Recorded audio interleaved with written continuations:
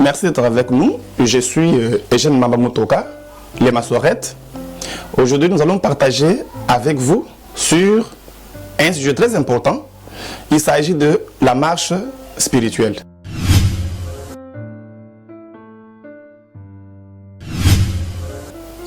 Qu'est-ce que la marche spirituelle?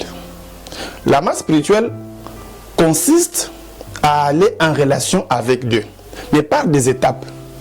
Et la première étape consiste à pouvoir comprendre que la Bible n'est pas un document scientifique.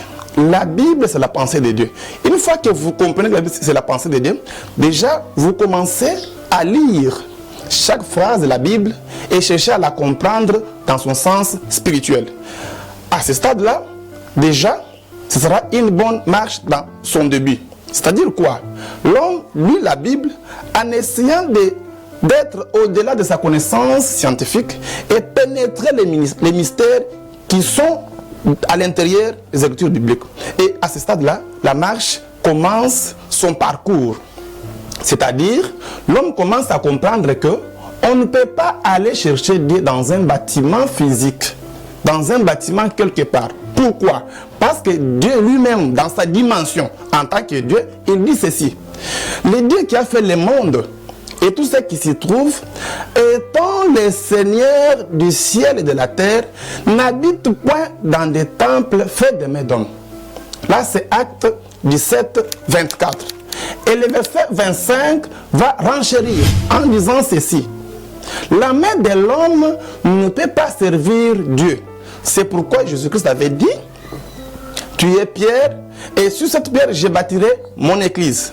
C'était pour mettre fin à toutes les spéculations, toute construction physique, afin que l'on puisse comprendre que le temple, l'église que Dieu peut construire, c'est le cœur de l'homme, une fois que la parole entre en contact avec l'homme dans son intérieur, on commence la construction de l'édifice. Une fois qu'on commence cet édifice, il faut d'abord chercher à comprendre qu'il doit y avoir un fondement, une base. C'est pourquoi Ephésiens chapitre 2, verset 20 à 22, la Bible dit ceci.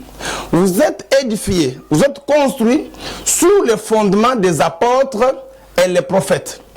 C'est-à-dire l'Ancien Testament, composé des prophètes, le Nouveau Testament, composé des apôtres, leurs paroles écrites dans la Bible nous poussent à avoir un fondement. Si et seulement si on dépasse l'aspect formel des Écritures, on pénètre au fond des Écritures pour aller se ressourcer dans les souffles de Dieu, ce qu'on appelle les rémas.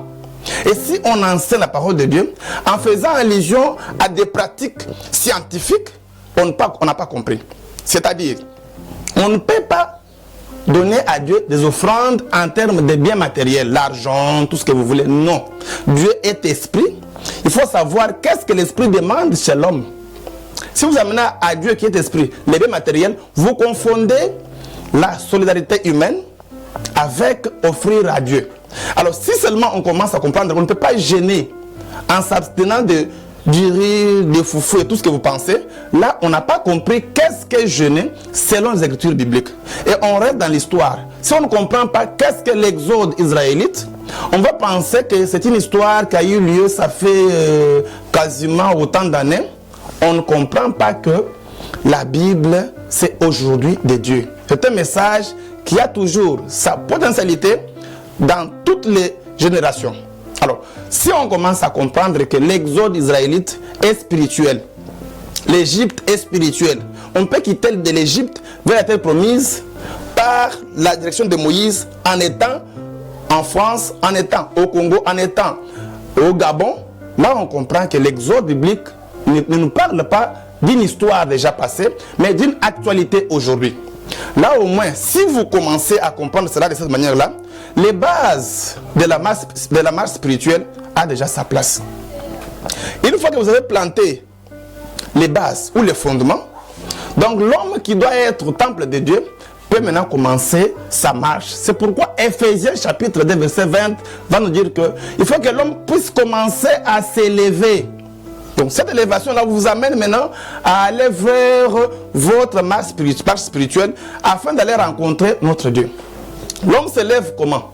C'est par la connaissance qui va déclencher en lui une marche verticale pour aller se connecter avec Dieu et recevoir le Saint-Esprit.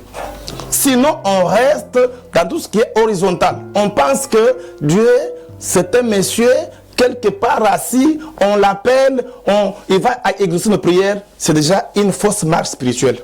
C'est pourquoi Jésus avait parlé des vrais adorateurs. Et il dit, les vrais doivent adorer en esprit et en vérité. Donc il y a des faux qui adorent dans la chair et dans les mensonges. C'est à partir de ce que vous faites comme pratique. Comment vous construisez le temple?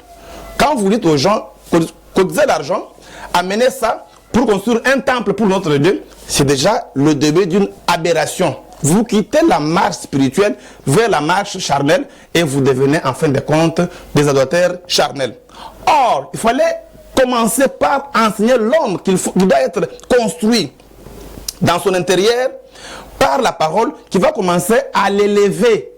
Et l'élévation fera que l'homme puisse atteindre la stature parfaite de Christ, comme stipulé en Ephésiens 4:11. Une fois que vous atteignez la stature parfaite de Christ, vous commencez maintenant à chercher à être en relation intime avec Dieu. Et vous commencez à vivre la paix avec vous-même. Et vous commencez à résorber tout ce qui est pensée négative en vous. Et vous accédez maintenant à la positivité, vous accédez au bonheur intérieur et à la paix intérieure. Et vous devenez un canal par lequel Dieu peut passer un message à l'humanité. Une fois que Dieu veut assister quelqu'un qui est malade, une fois que Dieu veut passer son message pour la libération des âmes, il va passer par vous parce que vous avez fait une marche spirituelle, vous avez mis de côté tout ce qui est scientifique et vous avez accédé à la connaissance de la Bible dans son sens spirituel qui consiste à pouvoir enlever toutes les pratiques charnelles et accéder maintenant à cette relation-là par les souffles qui est dans les Écritures que nous appelons la parole de Dieu.